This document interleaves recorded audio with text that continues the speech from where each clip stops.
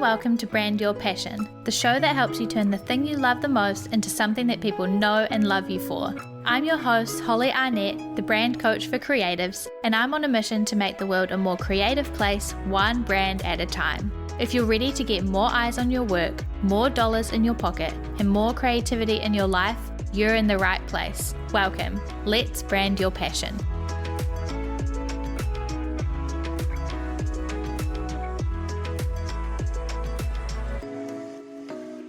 Hey everybody, and welcome back to this week's episode of Brand Your Passion. I am very excited today to be joined by Kelly Jepsen. Welcome to the show. Hello, thanks for having me. Anytime. We have not really, we know each other on Twitter, been connected online, but I don't really know a bunch about your story, and a lot of the people listening potentially won't know your story either. So do you want to just introduce yourself first and tell us a little bit about what it is that you do? Yeah, sure. So I'm Kelly, obviously. Currently, I work at Shopify. So for those people who don't know what Shopify is, they're basically an e-commerce platform for people to get set up and start selling things online. They're one of the more successful ones in that space. And obviously, it's a pretty growing space right now because of COVID and all of the global changes in 2020. So yeah, I've been at Shopify for in total 3 years. I spent 2 years in Canada working for Shopify in Canada. Now I'm back in New Zealand working remotely with people all across the world. Way before that, I actually studied graphic design at University of Waikato. And I came out of university thinking I wanted to be a branding and marketing designer, and lo and behold, no one really wants to hire those people in Hamilton or Waikato. Quickly stumbled my way through into UI UX design and web design, and kind of my career kind of just grew from there.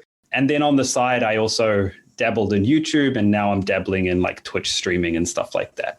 Amazing. So you said that obviously you have done branding design, you do product design now. You also have been doing content creation and streaming. Have you always kind of been a creative person even before you studied design, as a child or in your teenage years? It's so romanticized to say yes, but absolutely not. I think all the way through school and high school, I wasn't considered very creative. I was into my math and my science. My brother was always the creative one of the family. So he got told he was the creative one. He was an illustrator. He still is. And it wasn't until seventh form when I joined art and design class at high school in seventh form, or year 13 or whatever it is now. And I thought I kind of liked this, and that kind of grew into, well, maybe I could keep doing this at university. And that grew into kind of a love for falling in love with the whole function first kind of approach to design. So I wouldn't say I'm a super creative person. I don't fall into that trope. Yeah, that's really interesting because like you said, it is kind of the romantic answer to say yes, I've been creative my whole life. I was born creative. Yeah.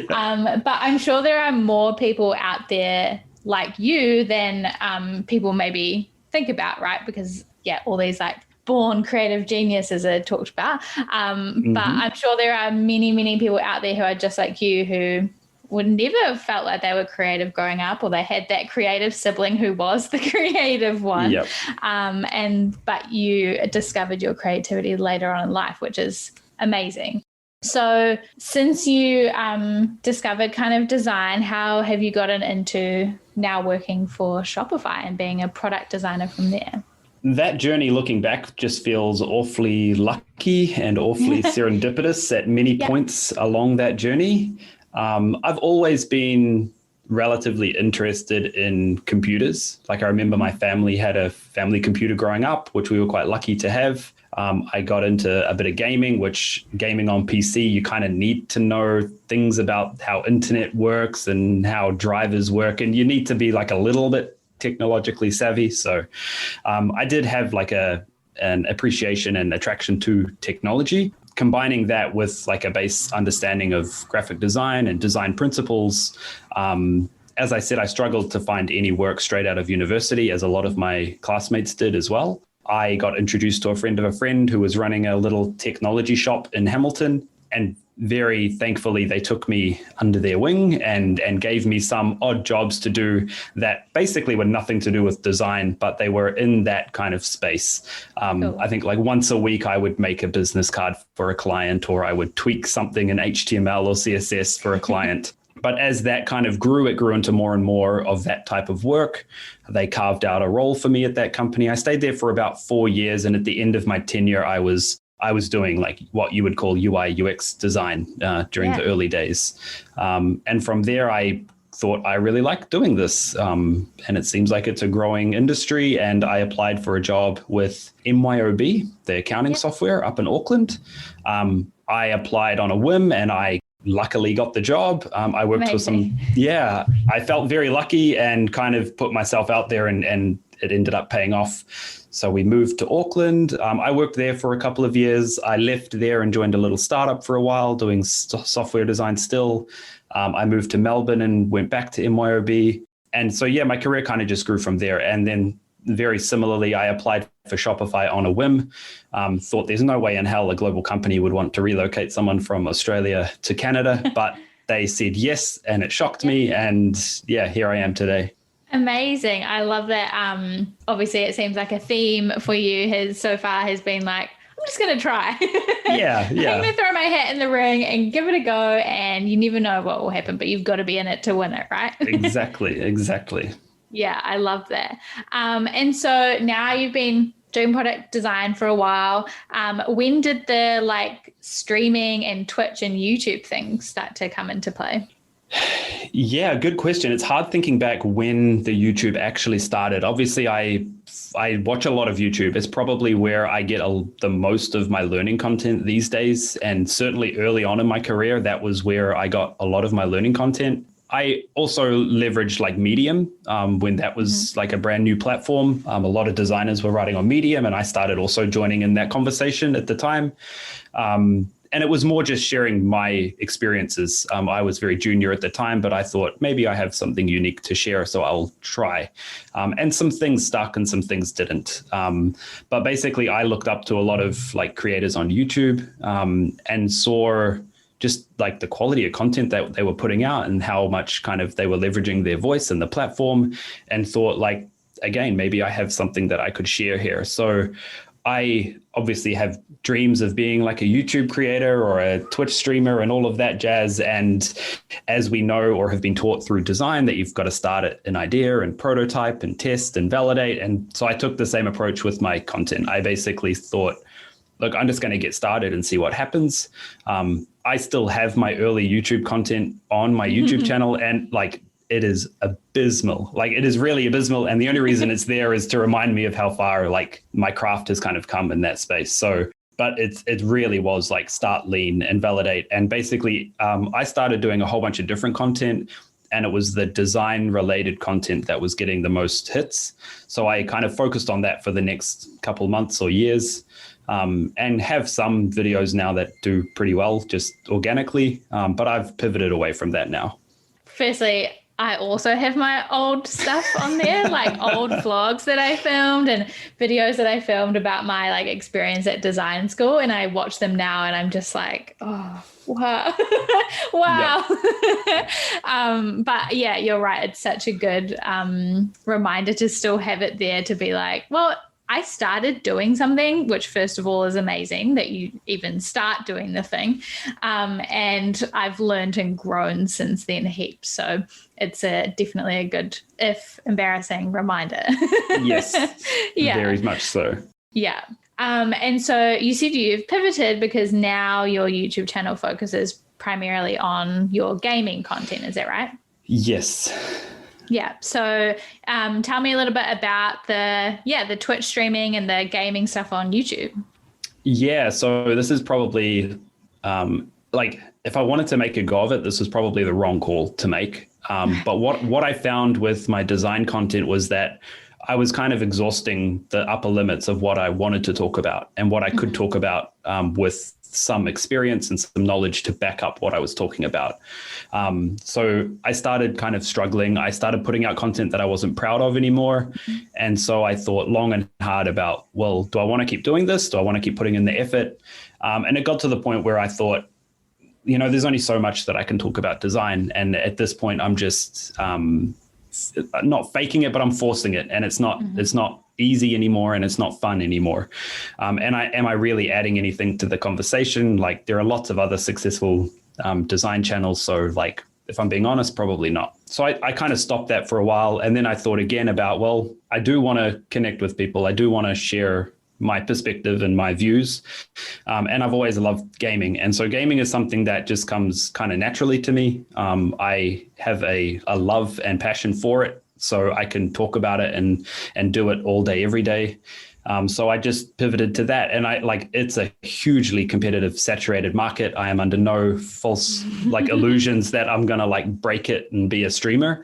But it's something that I really enjoy. And the unique perspective I want to bring to that is gaming culture is relatively toxic, especially the types of games that I play. I'm trying to bring a level of maturity and a level of basically just care and consciousness to that realm, and share that with people. And so I have a few kind of avid followers now and people who check out my streams regularly. And I like to think that I am positively influencing them, and therefore positively influencing gaming culture, and that maybe it will turn into something eventually. Yeah, I love that. My partner streams on Twitch, and a few of my friends do. He does gaming, and I have a few artist friends who stream on Twitch. And I think the cool thing about it, you can correct me if you disagree, but is that even if the communities aren't massive, obviously there are people on there who do have incredibly large followings and get paid a lot of money to stream on Twitch. But the small communities on Twitch are really amazing, and very engaged, and everybody is quite supportive of each other. So even if maybe you're not going to reach that level of these crazy million follower subscriber people, it's still a really amazing place to be. Would you agree about the kind of community aspect? Oh, totally.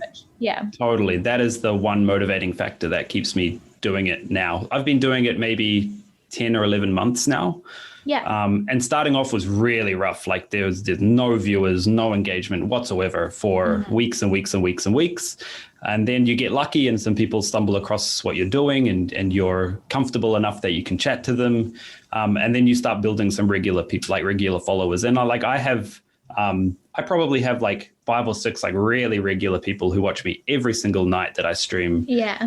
And it's awesome. They're just catching up with friends, and because I'm a bit older than them, to be honest. And so I probably have kind of a mentorship role with them.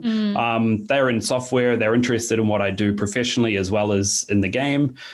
So we just chat, and it's a really kind of awesome little relationship and community that we have going on. And I agree, there's the multi-mega stars that do this for a living, but they kind of lose that sense of that close-knit community as well, because they're chatting with, 50, 60,000 people at once, and you just can't get that kind of connection. So I wish I was a bit bigger and could do more of this, but I like it where I'm at right now. Yeah. Yeah, totally. I mean, I've watched some massive streams before, and you can't even reply to the comments. It's going so fast. Yeah. So it's very difficult to, I can imagine kind of have those conversations on those large channels, but for sure. And I'm sure you will grow and get bigger, and so you have, you just play one game, is that right? Or that's your focus? You mostly play one game, Valorant, which I'm pretty sure my partner also has played that game. I sit behind him so I can see what he's playing. Nice. And I'm pretty sure he's played that. So was that an intentional decision that you're I'm going to have this niche and I'm just going to play this one game that people know that I play this one game? Or was it just because that's the game you want to play all the time, or a bit of both? A bit of both. So if you read anything about how to start streaming and how to grow on Twitch and all these things, the main tip that you'll read is that you should find your niche. Variety streamers or people who just do general content, it's really competitive and really hard. So the number one thing is like, hey, find a niche, find a game and stick to it and try to build a brand and following around that. So that was definitely a big motivator, is that all of this advice tells you to do that. The lucky thing was that I was dabbling in this stuff, making YouTube videos of like Fortnite and all the popular games, and nothing was really sticking. And then Valorant got announced as like this brand new game. And it's, for people who know gaming, it's so similar to an older game called Counter-Strike that I grew up playing, that I have enough transferable skills to be like pretty adequate at Valorant. So I'm like upper percentiles of skill, which gives my content just like some validity and some kind of people can watch my content and get better at the game is a draw card. So it's kind of, it was a bit of both, to answer your question. Yeah. Yeah, awesome. And you said that you had read some kind of advice about starting a Twitch channel. Was there like a lot of that kind of out there? Was it going to find like, okay, is there people talking about how to grow my brand on Twitch? How did you kind of learn how to do all that stuff? Yeah, I don't know if I exactly went to Google and searched how to do it, but certainly I stumbled across the content. I mean, one of the things you have to be doing if you want to be a content creator, and I'm sure you've seen this, is like networking with other content creators. And so doing that has kind of highlighted a lot of useful resources that just get shared amongst the community. There's a somewhat successful like streaming community called Pipeline that you actually pay for to be part of. Okay. And they are basically like a learning platform and a network for people to be streamers. I paid for just 1 month of that and dabbled in that for a little while. But again, you hear all the same kind of tropes and the same advice. So I guess it just kind of sinks in after a while. Yeah. Yeah, cool. Tell me about, after seeing my partner kind of build his Twitch stream and my friends, there are a lot of kind of like assets graphically that a Twitch stream needs, right? Mm-hmm. I'm hoping that there are going to be people listening to this who have thought about starting a Twitch or maybe after this we'll think about it. There's a lot of stuff that goes into it, right? There's like banners, alerts, emotes, intros and outros and videos that play while you go grab a drink, or there's like so many things. So how did you kind of approach that? Obviously you're a designer yourself, so you have experience doing kind of branding and doing design, but what was the process that you went through, I guess, to brand your channel? Yeah, I mean, I don't know how other designers that are listening to this feel or how you feel about like self-branding, but it's so hard. I find it so hard. So it wasn't easy. And I know like it kind of kick myself for like not following the proper design process or like treating myself like a client. Yeah. So to answer your question, like certainly starting off, I knew I was a designer. So I knew that I could lean into that skill set and leverage that in certain ways, which is like a blessing and a curse in some ways. The idea of like everything's got to be perfect before you even start kind of starts to creep in. I just like using my knowledge of starting on YouTube, just started doing it with basically nothing. I was recording on my phone and it was shocking quality. And I don't think I had any Chrome. There's a bunch of free stuff out there. There's like tons of free assets for streamers out there. I didn't want to use anything like that personally. I wanted to develop it over time and learn how to do this stuff. But yeah, basically it started. I wanted to always keep like a certain level of like professionalism to my stream identity. And that has just developed over time. I think the mistake that a lot of streamers make is that their logo has to be perfect and that their brand has to be perfect. And you see this a lot. And I just don't subscribe to that mindset. Like with me and everyone else who's small, like we're just so small that it doesn't really matter at this stage. Like people are coming there to watch you and they are going to know you.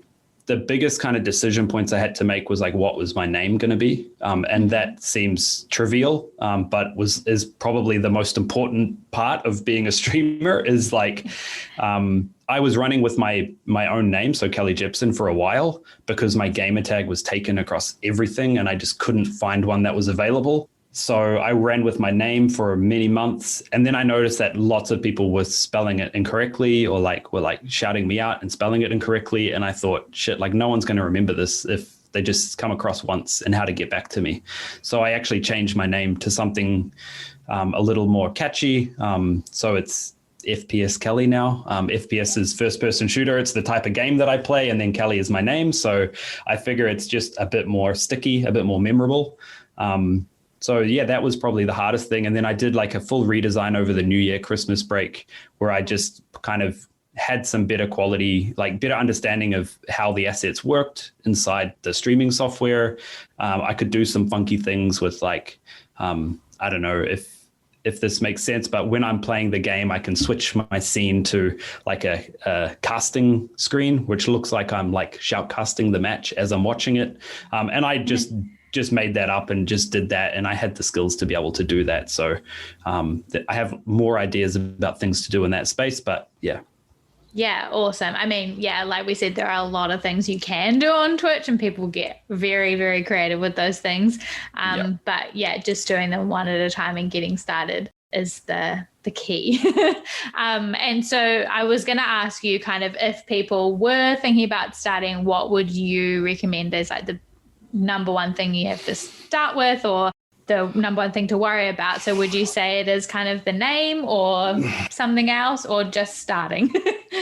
Just starting. Yeah. I mean, I'm in no position to really give advice. I wouldn't say I'm successful yet, so maybe don't do what I do. But certainly once you start, you very quickly learn what works and what doesn't work. Just becoming proficient in the software is a whole skill on its own. Trying to develop your brand, you could spend months and months and years developing a streaming brand, but to be honest, this sounds cutthroat and harsh, but it doesn't matter, and your brand will probably change over time anyway. No, I think just starting. I think good quality mic and watching your own recordings back to make sure that things look and sound right is always something that people forget. Quite often you'll go to watch other streamers and they just have really horrible echoing audio and they don't realize it. You tell them and then they go off and fix it live. But they just need to be told, hey, your sound is not good quality, is something going wrong? But you can't tell that when you're streaming and you won't know that until you start and then you watch your own recordings and you go, crap, I screwed that one up. So yeah, you might have one or two where it's oh no, yeah. with the YouTube videos. I mean, I did a live stream for the first time in forever a while ago. And just off the cuff, I was randomly had an idea. I was I'm just going to stream this process thing. And afterwards my partner was you had your audio set up twice, so it was echoing. And I was there was an hour and a half long video. The whole thing's echoing, but that's the thing. I didn't know what I didn't know. Yeah. And so then afterwards then he was here you go, this is how you fix that thing. And I was oh, now I know for next time. But I did it right. And now I know and I can improve it. Exactly. It's just it's the same stuff you learn through design school and through software development. You got to put prototypes out there and you got to test. And when you're a streamer, your prototype is just streaming. That's the prototype. Yeah. It just so happens to be live. So yeah. Yeah, but that's all good. So you are doing this streaming and the YouTube channel alongside your day job, right? And there are a lot of people who are creatives who are in a similar situation, who have a full-time job and then have these creative passions or side hustles or whatever you want to call them. How do you find balancing the two? Are you balancing them? How is that working for you? Yeah, good question. So I also have 2 kids and a wife. And so I've got that to balance as well. I just kind of, there's no philosophical answer that I can really give you. I barely keep my own calendar up to date. One thing that I always got warned about is always burnout. And it's something we talk about a lot. I've never been too worried about that or impacted by that because I'm pretty good at just checking out and chilling and taking personal time. So I'm not someone to give 110% all the time to everything. I am confident that I work hard. I work funny hours, but let's just say I work 9 to 5. And then like I give work like a good chunk of my energy and my effort, and then I obviously go from work to being a dad, and I give my kids and my family a good chunk of being like effort, and then I spend time with my wife, and then in the evenings after the kids are in bed and I've spent time with my partner, I go off and do the streaming thing, and I've been doing it consistently for nearly a year now. And it's just, I'm in just such a good kind of cadence that it kind of works. The streaming for me, like, so this is where I'm not juggling things well. I enjoy streaming. It's kind of a way for me to relax and play games and then chat to people who come along and watch. It's a good, like, relaxing thing for me to do. I don't find it too stressful, but I know that I should be spending more time on social media, on content creation, on making videos and all of that stuff. And that stuff just falls between the cracks. Like, that's where I don't pick up the slack. So I know that I should be spending like 2 or 3 nights a week making videos for YouTube and pushing that content. But I just end up playing games and streaming. Yeah. Well, I mean, those things will maybe figure themselves out over time. But I think if you're enjoying yourself, that's the key for now, right? And do you think that it helps that the kind of, obviously you're doing kind of design related things for your channel and creating kind of graphics or branding related things, but do you think it helps that it's your kind of side hustle or your creative thing that you do outside of work is not design? If you know what I mean? Like, yes. You know, sometimes if you like do design all day at work and then you come home, you do more design. Yeah, I kind of liked that. So I've definitely been through periods of my life where I have like worked 9 to 5, come home and then like been building apps with friends or like working on websites for family members and things like that. I've always worked at large like corporate companies. So Shopify is like 10,000 people big now. MYOB, when I was there, was 2,000 or so people big. They're big companies. They work in fairly technical fields. There's not a lot of like creative juices flowing when I'm at work. Right. And there's a lot of like stakeholder management, a lot of like people with really strong opinions and a lot of like evidence-based design work going on at work, that going home and doing like a side hustle or a side project is like very, very freeing because you can own the decisions and you can own the outcomes. And it's a much quicker feedback loop. Yeah. Working in software at large organizations is very slow. Like your time frame goes from being like a couple days to like months and months and months. Yeah, wow. Where you have an idea and then 6 to 12 months later, you've actually released that idea and seen whether it has an impact or not. Yeah. Whereas like working on the stream or working on YouTube content, I find it kind of therapeutic and relaxing because it's like, oh, I just can just make the decision and there's no real overhead here. There's no real risk involved. So I don't really, if I was branding and working at an agency, would I want to come home and do more branding and more web design? Probably not. I can understand that, but I'm lucky that corporate life is a bit different to like freelance life. Yeah.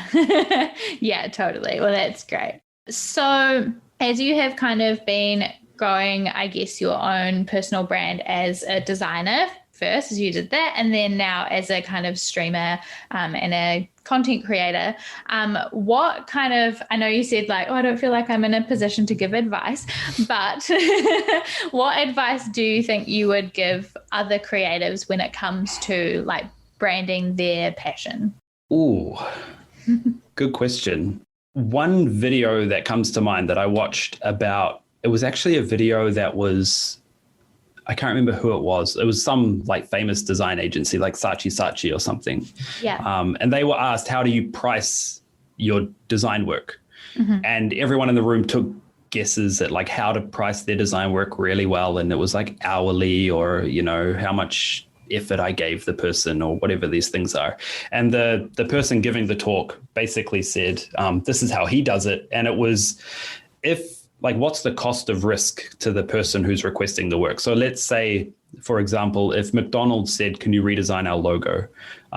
Think about where their logo is being printed and displayed, and how much money, literal money, is involved with like updating the McDonald's logo worldwide. It would be massive. So the risk that you get it wrong and they have to like redo it or revert back to the old logo is like hundreds of millions of dollars. So you can charge them a lot of money to do that work. If someone came to me and said, I want like a website to sell cookies, can you give me a logo? Like, the risk of me getting that logo wrong is like, it's probably going to be displayed on their website and that's it. And maybe social media. So the risk of me getting it wrong is like maybe 15, 20 minutes of updating some assets. So I shouldn't probably charge them that much money because like the risk is pretty low. So my advice is like, take that same mindset. Like, how much time are you going to spend on your personal brand should depend on like how much risk is involved with you changing it or getting it wrong or updating it. So these days, a lot of stuff is software. A lot of stuff is digital. Digital stuff is super easy to just refine and tweak and update. Nothing lives forever in digital. So you can just get it wrong and just update it. So my approach, I mean, I'm a software designer, so this is like second nature, but like just build and release and tweak and measure and see what sticks, get feedback where you can, tweak where you can. But the most important thing is like, don't let that hold up whatever it is that you're doing. Like, it's not as important as you think. Like, I know in design school, we get taught that branding is super important, but like, we're looking at Coca-Cola's and Nike's here, not someone just starting out trying to make like a little name for themselves. So yeah, I don't know if that's like tangible, actionable advice, but like, just get started and iterate and move forward as you go. Yeah, no, I love that. I think it's amazing and a great way to think about it. Maybe we need to start doing like version 1.0 and 1.2 and, you know, like someone would do with an app release, you know, we need like, different iterative versions of our brands. And then when we do big rebrands, that's like version 2. Exactly. And then we've got all the little points in between that get us from the different major points. So yeah, I think that's a really, really cool way of looking at it. And I am 100% on board with you. That's kind of what I teach as well. Thank God. Yeah. Yeah. It's like, I'm always just like, I'd rather you start like selling your work or like making content or whatever it is that is the thing that you want to do. I'd rather you just start doing that. Just use like a photo of yourself for now. Don't stress about a logo or whatever. And then you can iteratively work on those things when you have the time, and, you know, as you can improve those things. So we're on the same page. Good. Which is great. Yeah.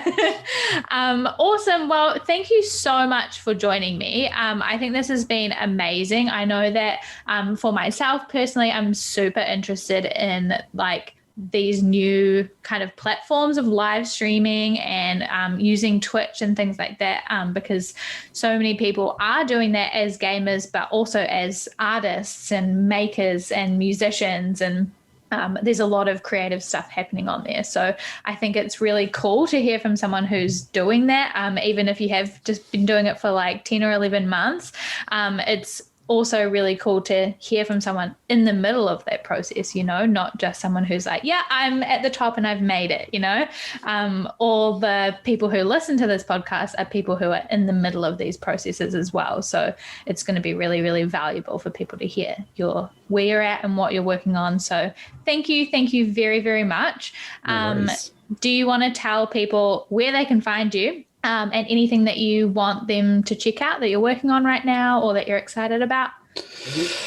Oh, yeah, basically just my Twitch channel is where all my energy is going outside of work right now. So FPS_Kelly is where you'll find me on Twitch or Twitter or whatever platform you use. So obviously it's pretty niche. So I understand if people don't want to watch someone play a shooting game online, but if there are any viewers out there that do like competitive shooting games or anything like that, then feel free to drop by. Even if you want to chat about design, like I would love it if some of my viewers came along and were like, what's it like working at Shopify, or what's it like building software? Like, I would love to have those conversations because I live and breathe that stuff, and my viewers don't care. They just want to talk about gaming. So yeah.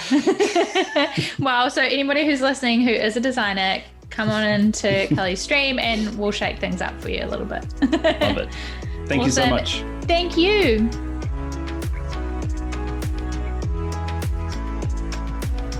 Thanks for listening to this episode of Brand Your Passion and choosing to spend some time with me learning about branding, business, and all things creativity.